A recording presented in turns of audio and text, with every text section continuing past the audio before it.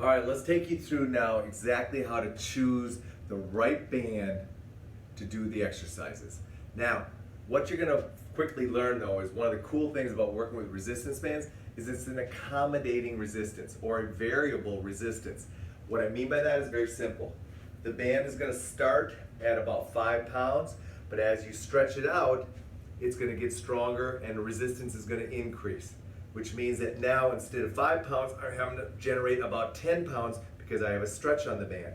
That's going to be really important and very helpful when it comes to helping you build strength, because you're going to be able to optimize each exercise to make sure you're working as hard as you can.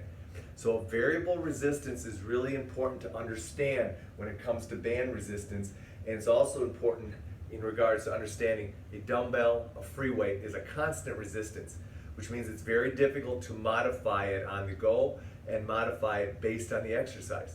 We all know that certain exercises are going to require more resistance than other exercises.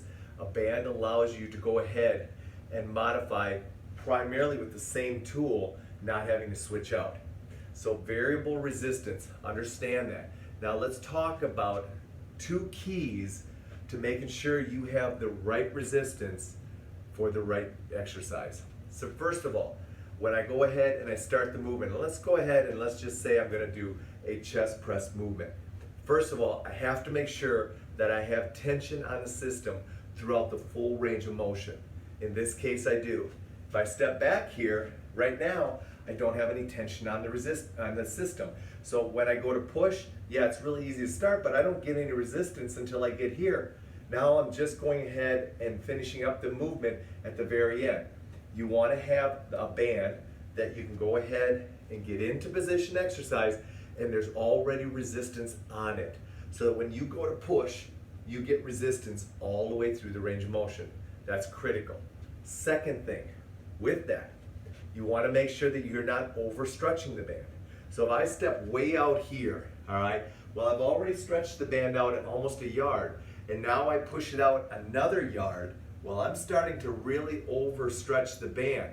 So what would be a better idea is to go to a bigger band, step back, still keep tension on the system, but now I'm not overstretching the band, so now I can go ahead and still get a great workout, but I'm not taxing the band.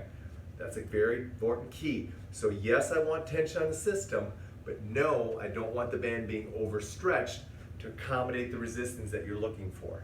All right? Last and most importantly is I'm going to take you through different setups that we're going to use. But one of the ways you can go ahead and make a band setup a little bit easier is by adding in another band.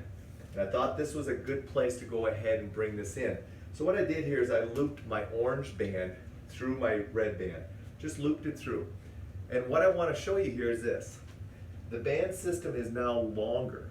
So as a result of that, my starting tension is going to be less. If not less, it's going to be the same. But now, the other thing it's going to allow me to do is I can stretch this band system out further and further. I mean, look at how far I can stretch this band system out so I can use it. It gives me more variability of resistance. So now, this longer system will accommodate different levels of resistance, which means I can do a lot of different exercises with this one system. All I have to do is adjust my starting resistance. Does that make sense? So you're going to see me use a longer band system, and very often all I'm going to do is take a bigger band on the back end, a less resistance band on that front end, loop it through, and I'm going to go ahead and start training. But the reason I'm doing it is so that I have a longer band system with more variability of resistance, so it fits more exercises, so I don't have to change out my band system every time I do a different exercise. I can use the same band system. All I have to do is set my starting tension at different levels based on the exercise. Hope that makes some sense in how to choose the right band. Quickly summarizing, number one, you got to make sure you always have tension on the system all the way through the range of motion. Therefore, the band you're starting with, you have to have tension at the beginning, and obviously you'll have tension at the end. Next thing, once you get that started, make sure you're not overstretching your band to accommodate getting more resistance. Each band can stretch 2 yards. I don't recommend you stretch them 2 yards on every repetition. All right, what I do recommend is if you find yourself overstretching the band often, you want to go ahead and go up to a bigger band.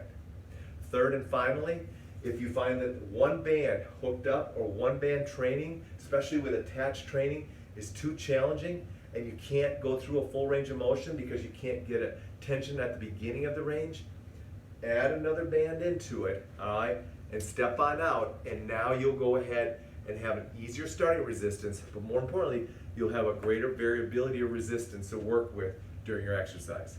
That's some key stuff that you want to understand when it comes to setting band resistance, more importantly, choosing the right bands for your exercise program.